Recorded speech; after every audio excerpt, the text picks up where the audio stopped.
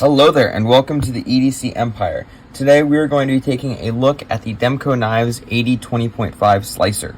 The AD20.5 Slicer is locking up with a shark lock, which is essentially a modified triad lock, both of which are designs proprietary to the Demko Knives company, which does, I guess, rent out or allow other companies to use them. So they've worked with Cold Steel quite frequently in the past, and then they also have the Flytanium Arcade, which also utilizes the triad lock. Unlike the normal AD20.5, the AD20.5 Slicer only has this thumb hole, which you can also deploy the knife with a shark lock, so there is a lack of a thumb stud. Just like the AD20.5, this is running on bearings, and that's going to be something that you hear throughout the rest of this video, is that this knife is extremely similar to, or exactly the same as the AD20.5, except for pretty much only in the blade. This blade is made of CPM 20CV. This is called the slicer blade shape, hence AD20.5 Slicer, and is flat ground. Just like the other AD20.5s, it is flat ground, but it is apparently a little bit thinner. It's not super thin by any means. It's not very thin at all. I would say it's a little bit above average in thickness behind the edge, but it's not too bad, and it has been pretty good to use. Apparently, all the other AD20.5s are quite thick behind the edge, and I've never experienced one, and I would love to, so I'm hoping to eventually get my hands on one, but that's what I've heard. But this is not too bad. It is definitely thick though, so don't expect it to be like a bug out or a Delica in that respect. The handle materials on this particular version are ultem with steel inset liners, which have been very nicely milled out for weight reduction. But there was a G10 version on Blade HQ, and I'm sure you can shop around and probably find other variations as well. And then the normal AD20.5 has Gryvery, G10, carbon fiber, and titanium.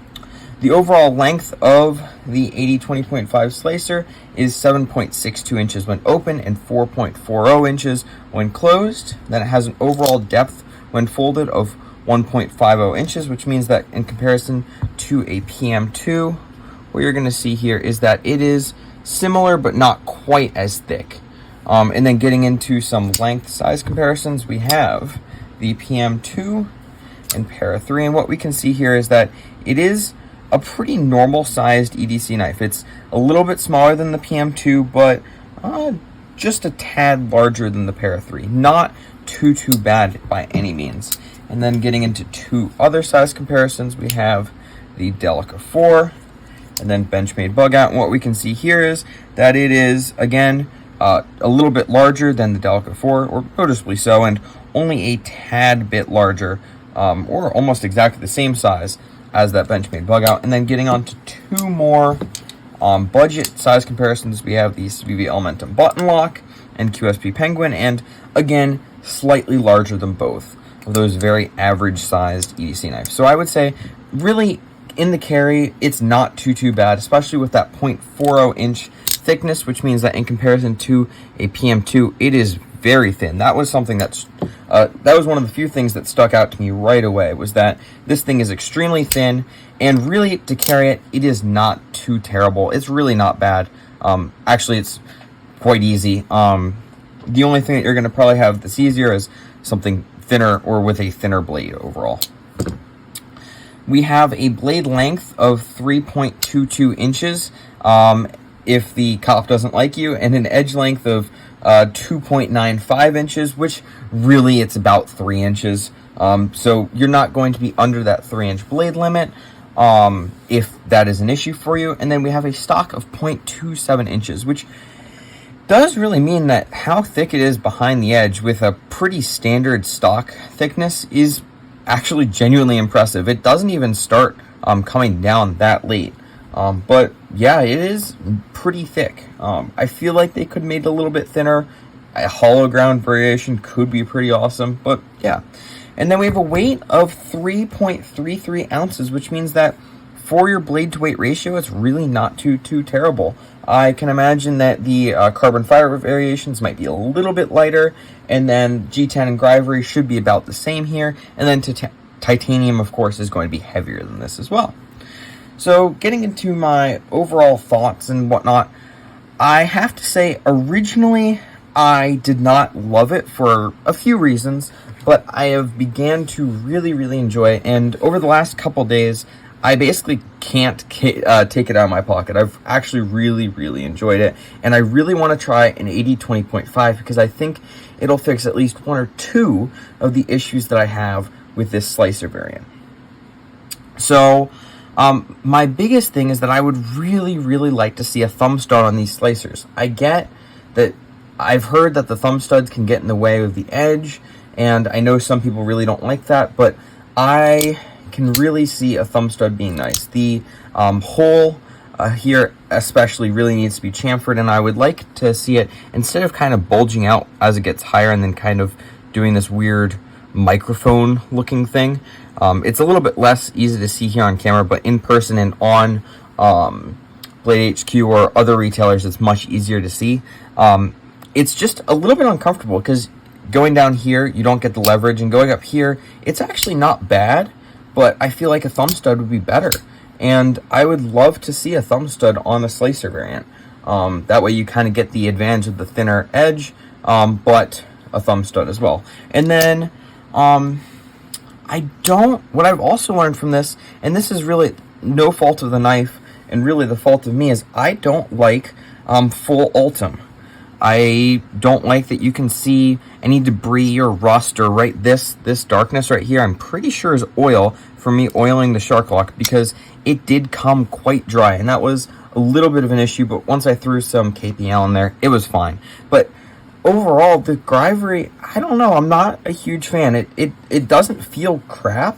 The diamond texturing is very nice. It provides noticeable grip, and in and out of the pocket, it's a little bit shreddy, but it's not too bad.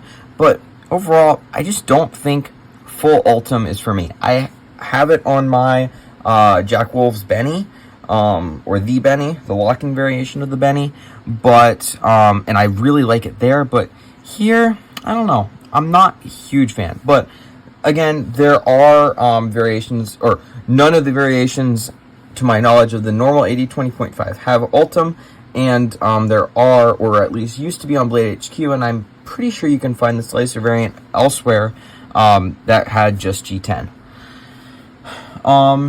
Moving on from that, the pocket clip, I was a little bit surprised about. I know a lot of people don't like it, and for example, Metal Complex said it's essentially just a slightly worse Spyderco clip, which I agree to some extent, but I think it's better than the Spyderco clip. I wish it was a little bit shorter. I feel like it could kind of end here or even a little bit earlier. But to me, the kind of enlarged bill is much smaller here and doesn't get in the way as much.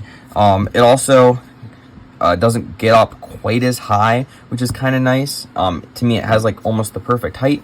And really, my biggest complaint is that the bill does kind of swoop downwards, which can be useful for it not to catch on anything, but with thicker pant materials, it is a little bit annoying. Honestly, though, I haven't felt the need to go to Lynch Northwest and buy their alternative deep carry clip.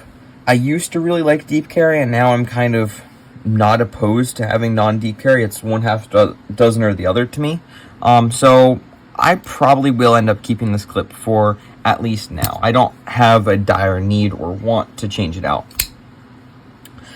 Talking about the edge, it came extremely sharp out of the box and has been a joy to use. I've carried this for about 3 weeks now and really not had, on and off to be clear, but not really had any issue with it. I haven't sharpened it, but from what I've heard, this is pretty well heat treated, and 20 CV isn't too terrible to sharpen. It isn't the easiest, but it's not too bad. But I did notice that after a little bit, there is a chip near the top of the edge, kind of about right here. And I don't know if that came out of box, but I can't think of anything crazy that I did, like cutting zip ties or anything with this knife. So I have to at least assume that it may have come like that out of box, which if it did, that's kind of unfortunate. I'm not going to knock it though, because it could have been something that I did, but I don't believe it is. That being said, I do feel like something other than 20 CV would complement this a little bit better. I mean, the shark lock is extremely strong, and the thickness behind the edge does mean that the 20 CV is granted a little bit of extra toughness, but I wouldn't be opposed to seeing more S35 VN. They have shown that they're willing to do it with the normal AD20, so seeing it on the slicer could be kind of nice. I don't wonder if this is a bit of a one-off thing, or maybe not a one-off, but they're more focusing on the AD20.5 with the shark's foot and clip point / drop point variants, and not really caring about the slicers as much. I haven't seen them be quite as popular either, but I do think another blade material could be of interest and would definitely be more interesting to me if I were coming back and purchasing it as well. But that being said, it did come very sharp, so no huge complaints there. The jimping on this is fantastic. To me, this is almost perfect in the jimping department. I would say this jimping for a work knife is fantastic. I do like the jimping on like a Sebenza a little bit more for everyday stuff, but to me, this jimping feels really good, especially choked up or even choked back. No complaints there. And just overall, for something that can be really used, this is fantastic. I mean, the shark lock is great. The bearing action is great. Out of box, there's very little blade play left to right, and I could probably fix that up with just a slight turn of the pivot, none up and down. And overall, this is just a fantastic user that I've really enjoyed and look forward to carrying more. And I really look forward to eventually getting my hands on an AD20.5 and experiencing that as well, because I think with the slight complaints that I have, that will fix pretty much everything. Yes, it'll be a little bit thicker, but I'm not too upset about that. Just keep a bit of an edge on it. I don't need a super slicer, and usually if I have to admit, I'll have a few knives on me, so I'll probably have something that's pretty slicey as well. Yeah, overall, I really enjoyed the AD20.5 Slicer, and I think I would recommend the AD20.5 or the, from what I've heard, the Flytanium Arcade a little bit over the Slicer variant. However, I have really enjoyed the shark lock and the overall design, so I have to say I just really like this knife. If you own either the AD20.5 or the Slicer variant, comment down below what you think about it. If you enjoyed this video, please consider liking and subscribing. Thanks for watching.